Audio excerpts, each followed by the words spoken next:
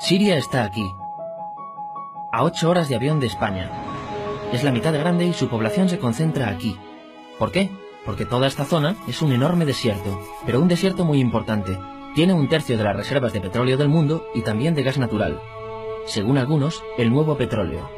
Para sacarlo de aquí y llevarlo a Europa, hay que rodear toda esta península y salir por el canal de Suez. Como te puedes imaginar, aquí te cobran. Pero hay otra manera más fácil, la línea recta. El que controle estas tuberías las puede abrir y cerrar, como un grifo. Si no pagas, no hay petróleo, ni gas.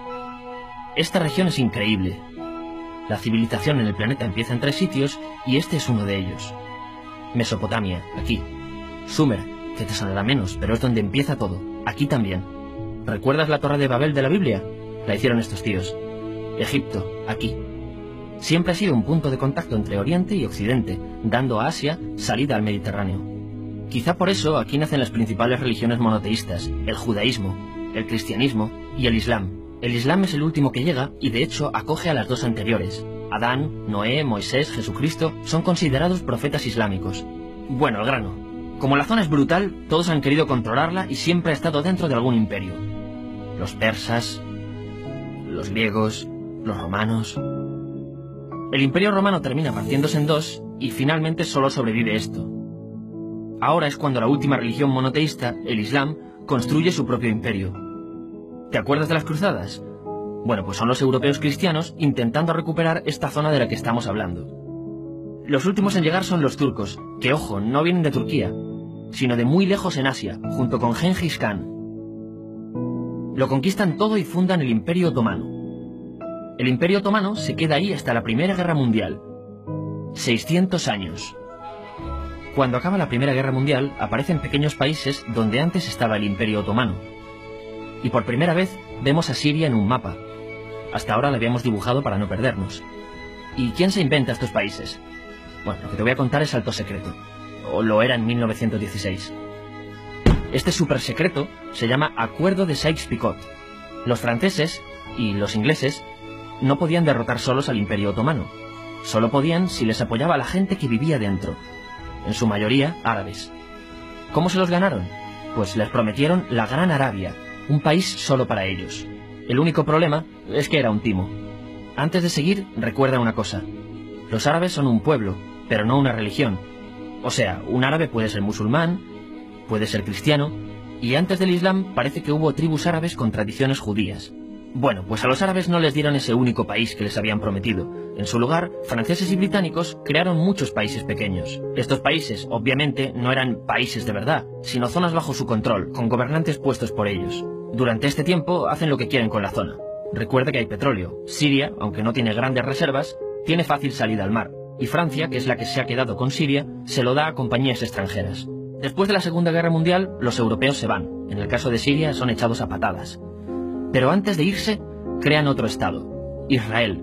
No es el momento de hablar de ello, pero es un estado muy polémico que sus vecinos no reconocen. La prueba es que nada más irse los británicos, todos estos estados lo atacan. La zona, a partir de ahora, va a ser una bomba de relojería. Y mientras, ¿qué pasa en Siria? Bueno, pues no es muy estable.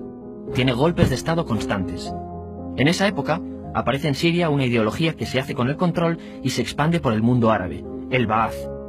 Esta ideología mezcla el antiguo sueño de una sola nación árabe con ideas socialistas.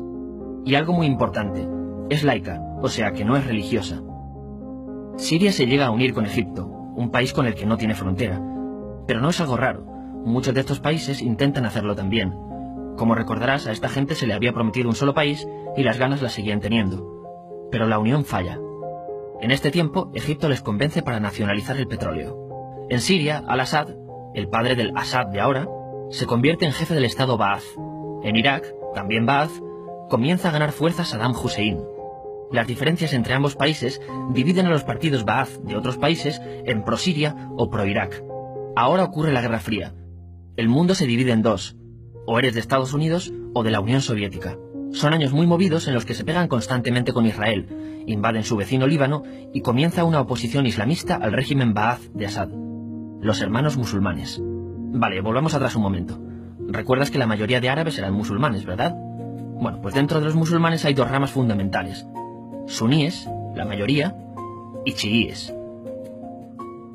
En el caso de Siria, a pesar de ser un estado laico, los gobernantes como Assad y los jefes militares eran chiíes, los cuales representan menos del 13%.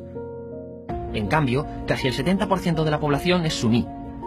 Un dato curioso es que los cristianos son casi el 10%. Que los chiíes controlen el gobierno y ejército mosquea a la población suní, y ese sentimiento es aprovechado por los hermanos musulmanes, islamistas radicales suníes.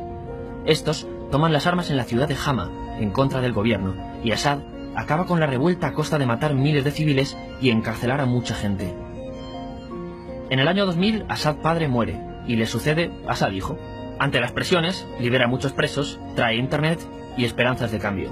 Hay un periodo de gran debate político y aparece la oposición. También vuelven los hermanos musulmanes. Los siguientes años son difíciles. Arrestan a la oposición. Y Bush incluye Siria en el eje del mal, y esto la aísla. Está mal visto negociar con Siria. Los kurdos, un pueblo que vive repartido por varios países de la zona, comienzan a protestar también. Hay represión y muertos. En 2011, te sonará esto, ocurre la Primavera Árabe. ¿Qué es esto? Bueno, es una protesta que se va propagando por todos los países árabes pidiendo más democracia. Como ves, el mundo árabe, a pesar de estar dividido en países, tiene tendencias generales. Cuando llega a Siria, Assad hijo termina usando el ejército y en los enfrentamientos mueren unas 1000 personas. Los enfrentamientos irán escalando hasta que se conviertan en guerra civil. No hay un momento exacto de inicio. Lo importante es que hoy en día hay numerosas facciones en juego. Vamos a verlas. Pero primero piensa en que todo está dividido entre chiíes, la minoría, y suníes, la mayoría. Chiíes, y además laicos, o sea, no religiosos, son el gobierno de Al-Assad. Controla todo esto, que si recuerdas son básicamente las zonas chiíes del país, y está enfrentado al resto.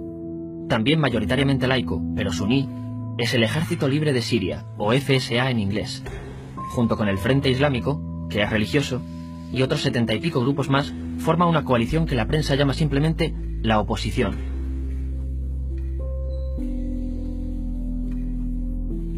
También suníes e islamistas, pero radicales, son Al-Nusra, llamados Al-Qaeda en Siria porque son básicamente eso, Al-Qaeda en Siria. Otros islamistas radicales son el ISIS o Estado Islámico. Salen de Al-Qaeda en Irak, controlan la mayor parte de Siria e Irak y se han hecho famosos por sus atrocidades. Su objetivo teórico impacta a muchos. Es un Estado Islámico a lo largo de Asia, África y Levante. Aunque a ti ya te suena, ¿verdad? En naranja tenemos al pueblo kurdo, que recordarás porque el presidente Al-Assad lo reprimió, al igual que gobiernos de países próximos también lo hacen. Ahora controlan militarmente esta zona. Antes de terminar, repasemos los apoyos internacionales a fecha de octubre de 2015. Las fuerzas de Al-Assad son apoyadas por Rusia, que ya tenía base militar en el país antes del conflicto, Irán y China. Todos son países de lo que Europa llama Oriente. En contra de Assad, apoyando a la llamada oposición, luchan Estados Unidos, Turquía, Francia, Gran Bretaña y Arabia Saudí. Podemos terminar con algunas conclusiones. Te advierto que esto ya es pura opinión. Si recapitulamos, vemos que la región es estratégica. Por su situación privilegiada, todos la quieren. Siria siempre ha estado bajo el paraguas de grandes imperios. Piensa que hace 100 años la actual Francia era Francia. Gran Bretaña era Gran Bretaña.